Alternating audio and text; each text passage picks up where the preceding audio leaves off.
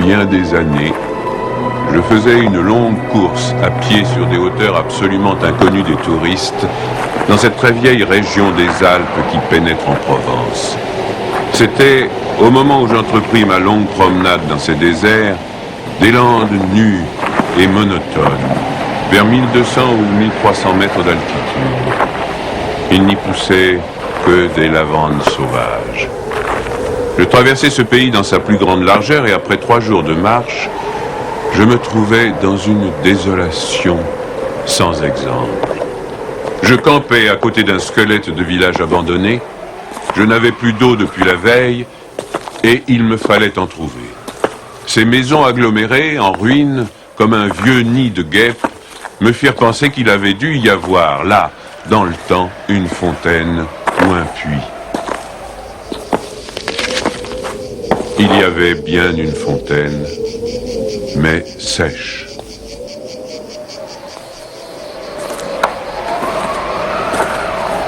Les 5 à 6 maisons, sans toiture, rongées de vent et de pluie, la petite chapelle au clocher écroulé, étaient rangées comme le sont les maisons et les chapelles dans les villages vivants, mais toute la vie avait disparu.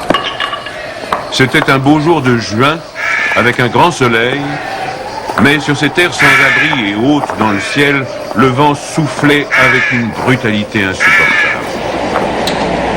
Ces grondements dans les carcasses des maisons étaient ceux d'un fauve dérangé dans son repas. Il me fallut lever le camp.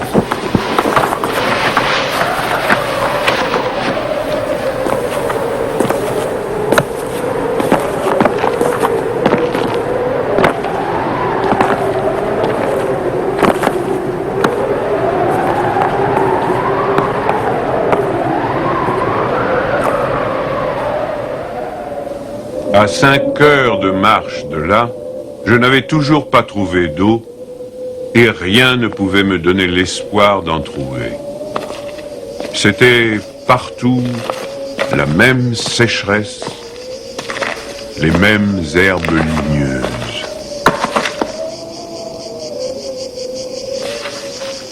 Il me sembla apercevoir, dans le lointain, une petite silhouette noire, debout. Je la pris pour le tronc d'un arbre solitaire. À tout hasard, je me dirigeai vers elle. C'était un berger. Une trentaine de moutons, couchés sur la terre brûlante, se reposaient près de lui. Il me fit boire à sa gourde. Un peu plus tard, il me conduisit à sa bergerie, dans une ondulation du plateau. Il tirait son eau, excellente, d'un trou naturel très profond, au-dessus duquel il avait installé un treuil rudimentaire. Cet homme parlait peu, c'est le fait des solitaires, mais on le sentait sûr de lui et confiant dans cette assurance. C'était insolite dans ce pays dépouillé de tout. Il n'habitait pas une cabane, mais une vraie maison en pierre, où l'on voyait très bien comment son travail personnel avait rapiécé la ruine qu'il avait trouvée là, à son arrivée. Son toit était solide et étanche. Le vent qui le frappait faisait sur les tuiles le bruit de la mer sur les plages. Son ménage était en ordre, son parquet balayé, son fusil graissé. La soupe bouillait sur le feu. Je remarquai alors qu'il était aussi rasé de frais, que tous ses boutons étaient solidement cousus, que ses vêtements étaient reprisés avec le soin minutieux qui rend les reprises invisibles.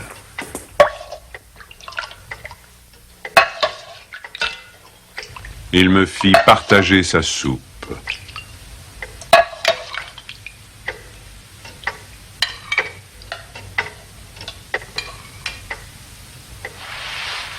Comme après, je lui offrais ma blague à tabac, il me dit qu'il ne fumait pas.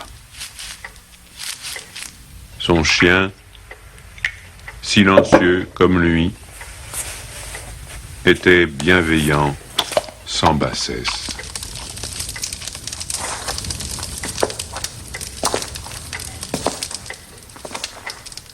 Il avait été entendu que je passerais la nuit là, le village le plus proche étant encore à plus d'une journée et demie de marche. Je connaissais parfaitement le caractère des rares villages de cette région. Il y en a 4 ou 5, dispersés, loin les uns des autres, sur les flancs de ces hauteurs, dans les taillis de chênes blancs, à la toute extrémité des routes carrossables. Ils sont habités par des bûcherons qui font du charbon de bois. Ce sont des endroits où l'on vit mal. Les familles, serrées les unes contre les autres, dans ce climat qui est d'une rudesse excessive, aussi bien l'été que l'hiver, exaspèrent leur égoïsme en vase clos. L'ambition irraisonnée s'y démesure. Dans le désir continu de s'échapper de cet endroit, les hommes vont porter leur charbon à la ville, puis retournent. Les plus solides qualités craquent sous cette perpétuelle douche écossaise. Les femmes mijotent des rancœurs.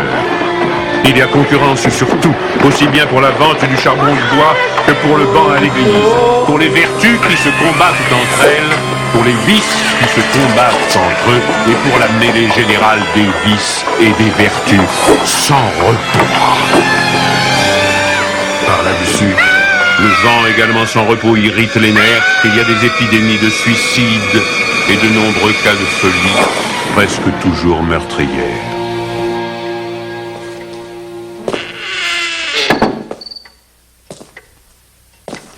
Le berger qui ne fumait pas alla chercher un petit sac et déversa sur la table un tas de glands.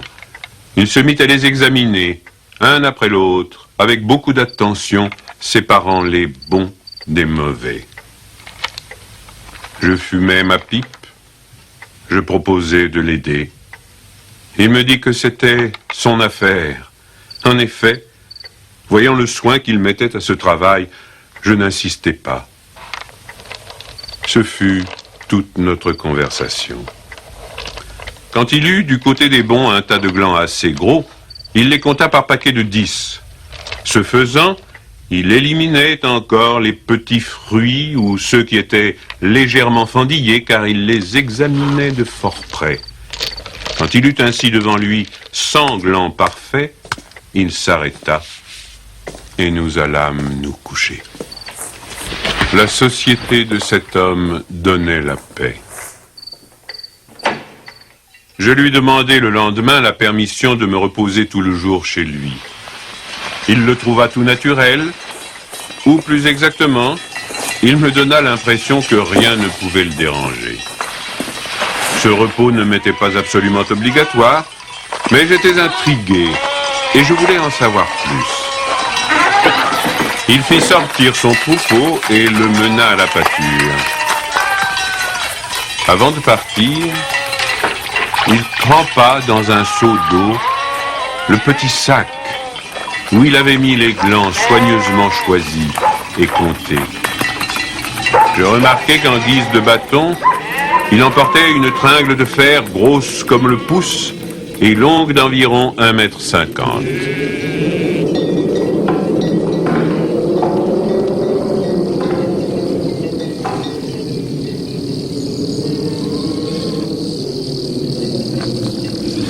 Je fis celui qui se promène en se reposant, et je suivis une route parallèle à la sienne. La pâture de ces bêtes était dans un fond de combe.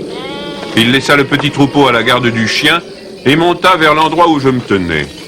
J'eus peur qu'il vînt pour me reprocher mon indiscrétion, mais pas du tout. C'était sa route, et il m'invita à l'accompagner si je n'avais rien de mieux à faire.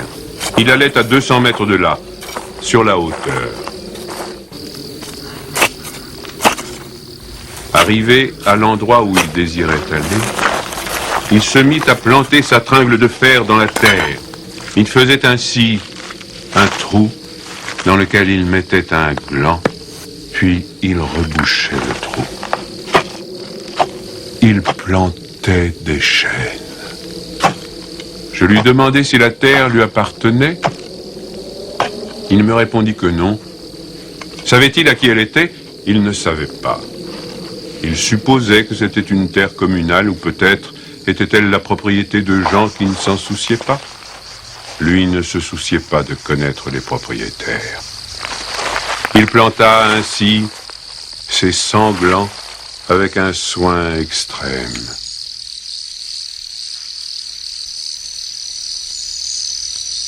Après le repas de midi, il recommença à trier sa semence.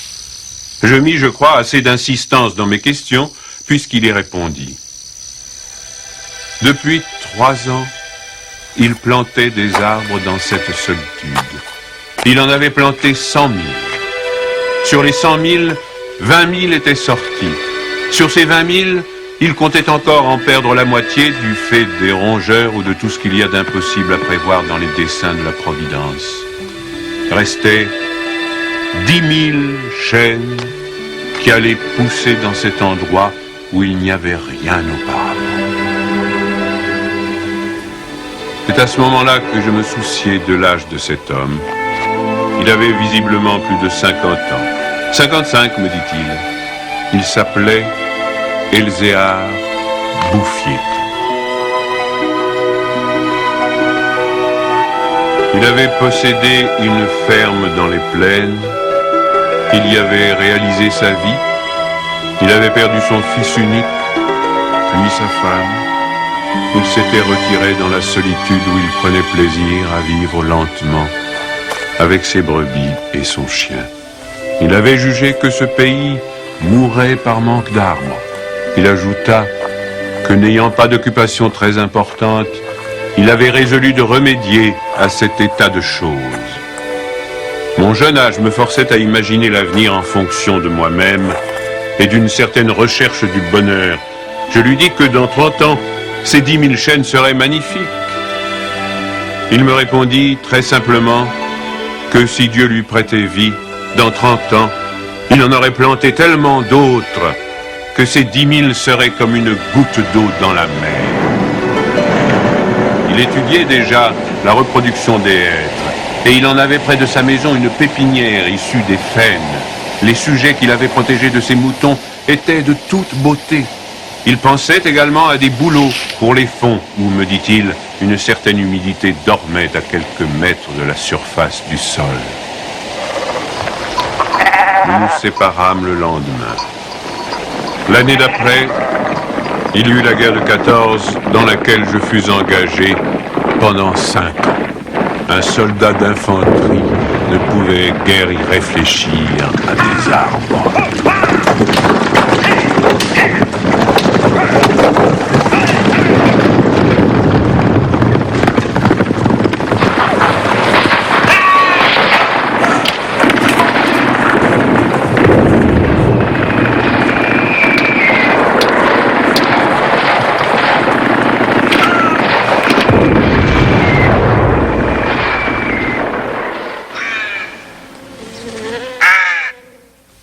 Sorti de la guerre, je me trouvais à la tête d'une prime de démobilisation minuscule, mais avec le grand désir de respirer un peu d'air pur.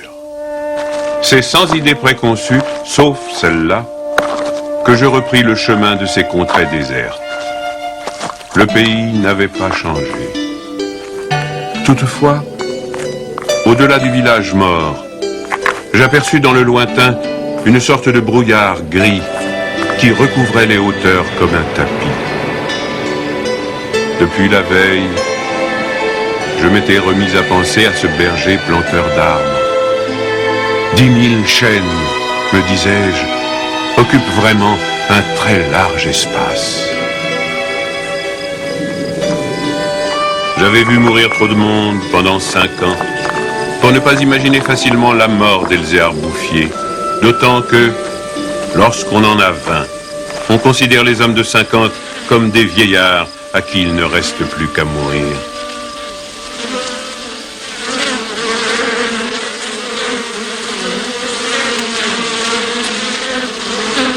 Il n'était pas mort. Il avait changé de métier. Il ne possédait plus que 4 brebis, mais par contre, une centaine de ruches. Il s'était débarrassé des moutons qui mettaient en péril ses plantations d'arbres. Il ne s'était pas du tout soucié de la guerre. Il avait imperturbablement continué à planter. Les chênes de 1910 avaient alors 10 ans et étaient plus hauts que moi et que lui. Le spectacle était impressionnant. J'étais littéralement privé de parole. Et comme lui ne parlait pas, nous passâmes tout le jour en silence à nous promener dans sa forêt. Elle avait en 3 tronçons 11 kilomètres de long et 3 kilomètres dans sa plus grande largeur. Quand on se souvenait que tout était sorti des mains et de l'âme de cet homme, sans moyens techniques, on comprenait que les hommes pourraient être aussi efficaces que Dieu dans d'autres domaines que la destruction. Il avait suivi son idée. Et les hêtres qui m'arrivaient aux épaules, répandus à perte de vue, en témoignaient. Les chênes étaient drus et avaient dépassé l'âge où ils étaient à la merci des rongeurs. Quant au dessein de la Providence elle-même, pour détruire l'œuvre créée, il lui faudrait avoir désormais recours au cyclone. Il me montra d'admirables bosquets de bouleaux qui dataient de 5 ans, c'est-à-dire de 1915, de l'époque où je combattais à Verdun. Il leur avait fait occuper tous les fonds où ils soupçonnaient, avec juste raison, qu'il y avait de l'humidité presque à fleur de terre. Ils étaient tendres comme des adolescents et très décidés. La création avait l'air d'ailleurs de s'opérer en chaîne. Il ne s'en souciait pas. Il poursuivait obstinément sa tâche, très simple. Mais, en redescendant par le village, je vis couler de l'eau dans des ruisseaux qui, de mémoire d'homme, avaient toujours été à sec. C'était la plus formidable opération de réaction qu'il m'ait été donné de voir. Ces ruisseaux secs avaient jadis porté de l'eau dans des temps très anciens. Certains de ces villages tristes dont j'ai parlé au début de mon récit s'étaient construits sur les emplacements d'anciens villages gallo-romains dont il restait encore des traces, dans lesquels les archéologues avaient fouillé et ils avaient trouvé des hameçons à des endroits où, au XXe siècle, on était obligé d'avoir recours à des citernes pour avoir un peu d'eau. Le vent aussi dispersait certaines graines. En même temps que l'eau réapparut, réapparaissaient les saules, les osiers, les prés, les jardins, les fleurs et une certaine façon de vivre. Mais la transformation s'opérait si lentement qu'elle entrait dans l'habitude sans provoquer d'étonnement. Les chasseurs qui montaient dans les solitudes à la poursuite des lièvres ou des sangliers avaient bien constaté le foisonnement des petits arbres, mais ils l'avaient mis sur le compte des malices naturelles de la terre. C'est pourquoi personne ne touchait à l'œuvre de cet homme. Si on l'avait soupçonné, on l'aurait contrarié. Il était insoupçonnable. Qui aurait pu l'imaginer? Dans les villages et les administrations, une telle obstination dans la générosité la plus magnifique.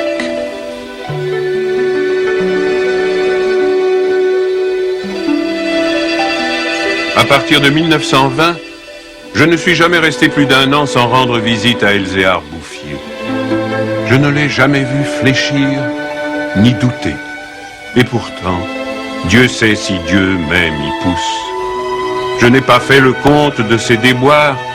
On imagine bien cependant que pour une réussite semblable, il a fallu vaincre l'adversité. Que pour assurer la victoire d'une telle passion, il a fallu lutter avec le désespoir. Pour avoir une idée à peu près exacte de ce caractère exceptionnel, il ne faut pas oublier qu'il s'exerçait dans une solitude totale. Si totale que, vers la fin de sa vie, il avait perdu l'habitude de parler. Ou peut-être n'en voyait-il pas la nécessité. En 1933, il reçut la visite d'un garde forestier éberlué. Ce fonctionnaire lui intima l'ordre de ne pas faire de feu dehors, de peur de mettre en danger la croissance de cette forêt naturelle. C'était la première fois lui dit cet homme naïf, qu'on voyait une forêt pousser toute seule. En 1935, une véritable délégation administrative vint examiner la forêt naturelle. Il y avait un grand personnage des eaux et forêts, un député, des techniciens. On prononça beaucoup de paroles inutiles, on décida de faire quelque chose et, heureusement, on ne fit rien. Sinon, la seule chose utile, mettre la forêt sous la sauvegarde de l'État et interdire qu'on vienne y charbonner. Car il était impossible de n'être pas subjugué par la beauté de ces jeunes arbres en pleine santé. Et elle exerça son pouvoir de séduction sur le député lui-même. J'avais un ami parmi les capitaines forestiers qui était de la délégation. Je lui expliquai le mystère. Un jour de la semaine d'après, nous allâmes tous les deux à la recherche d'Elzéar Bouffier. Nous le trouvâmes en plein travail, à 20 km de l'endroit où avait eu lieu l'inspection. Ce capitaine forestier n'était pas mon ami pour rien. Il connaissait la valeur des choses.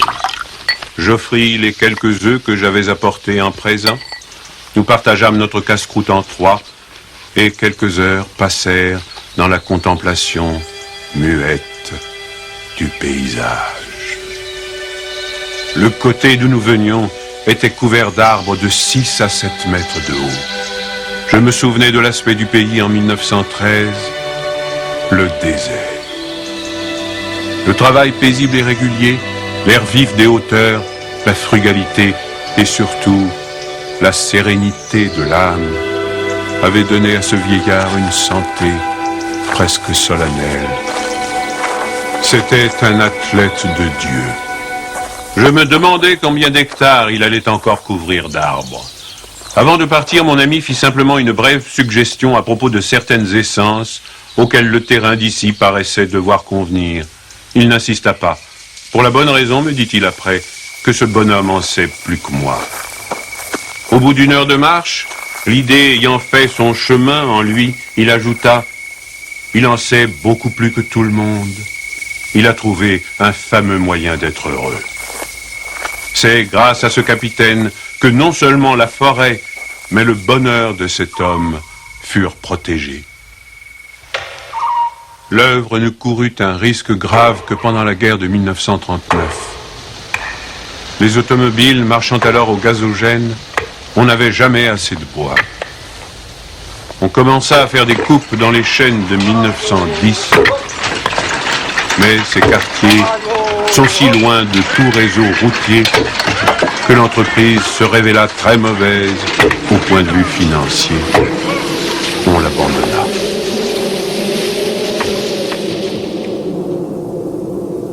Le berger n'avait rien vu. Il était à 30 km de là, continuant paisiblement sa besogne, ignorant la guerre de 39, comme il avait ignoré la guerre de 14.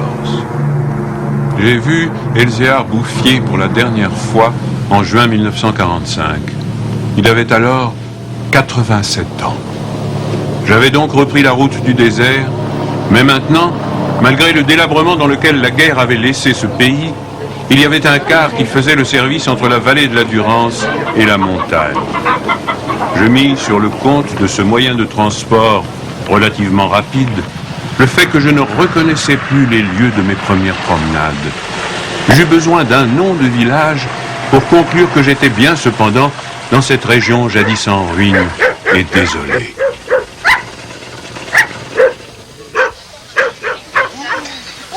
Le car me débarqua à Vergon. En 1913, ce hameau de 10 à 12 maisons avait 3 habitants.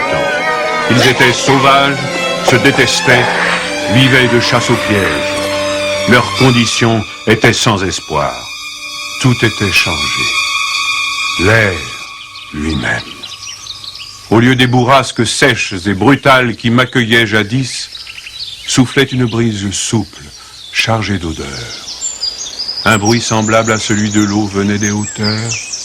C'était celui du vent dans les forêts. Enfin, chose plus étonnante, j'entendis le vrai bruit de l'eau coulant dans un bassin. Je vis qu'on avait fait une fontaine, qu'elle était abondante, et ce qui me toucha le plus, on avait planté près d'elle un tilleul, symbole incontestable d'une résurrection.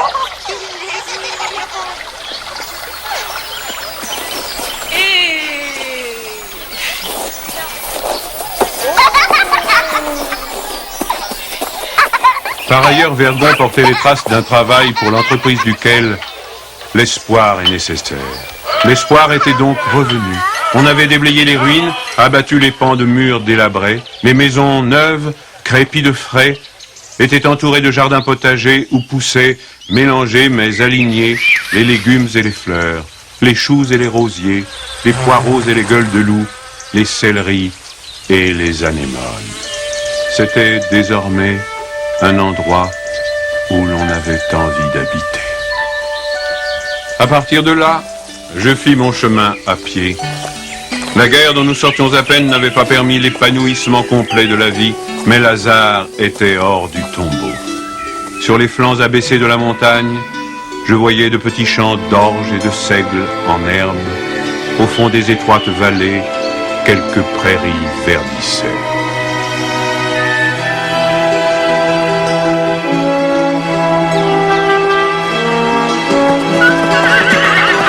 Il n'a fallu que les 8 ans qui nous séparent de cette époque pour que tout le pays resplendisse de santé et d'aisance.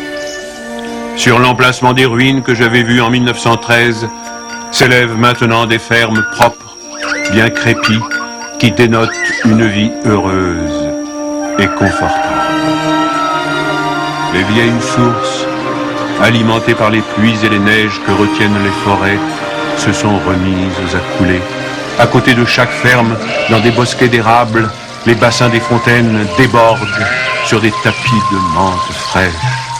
Les villages se sont reconstruits peu à peu. Une population venue des plaines où la terre se vend chère s'est fixée dans le pays, y apportant de la jeunesse, du mouvement, de l'esprit d'aventure. On rencontre dans les chemins des hommes et des femmes bien nourris, des garçons et des filles qui savent rire et ont repris goût aux fêtes campagnardes.